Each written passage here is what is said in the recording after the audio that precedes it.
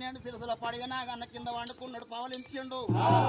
ఎవరో నా గృహానికి వచ్చి ఇక్కడ నాకు పూజలు చేస్తున్నారు. వాళ్ళకి ఏం ఆలోచన కలిగిందో ఏం ఆపద కలిగిందో వైకుంఠ గృహానికి కిందికి పోయి నేను ఆలోచన చేస్తాంట అని ఆది నారాయణమూర్తి ఆ వైకుంఠం మినికెళ్ళి కూడా కిందికి అందు దిగి వచ్చే గోవిందారామా వైకుంఠవాసుడయ్య గోవిందారామా గప్పుడంత చూడరమ్మ గోవిందారామా ఒక్క లక్ష్మీదేవి గోవిందారామా అమ్మ కనకమ్మ మాసిరెడ్డి నా గృహానికి వచ్చి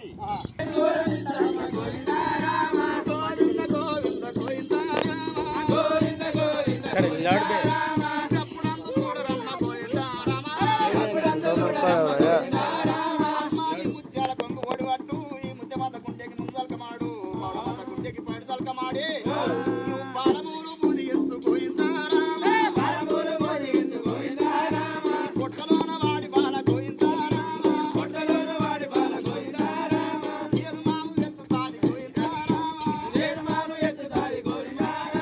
ముత్య మాత గుండెకి ముందల్కమాడి పాడమంట పాడదల్కమాడి ఈ ఫలములు బుధించి తల్లి కనకమ్మ. సరే స్వామి నీ చెప్పినట్టుగా నీ చేస్తా. సరే భగవంత నీ చిత్తం స్వామి అంట అని ముత్యాల కొంగు ఓడి పట్టిందాడే ఆ వైకుంఠ వాసుడు వాదు నారాయణమూర్తి ఫలములు ఇచ్చిందాడే ఆ ఫలములు ముత్యమంత గుండెకి ముందల్క మాడి పాడు మంత గుండెకి పాడుదల్క మాడే మరి ఫలములు బూది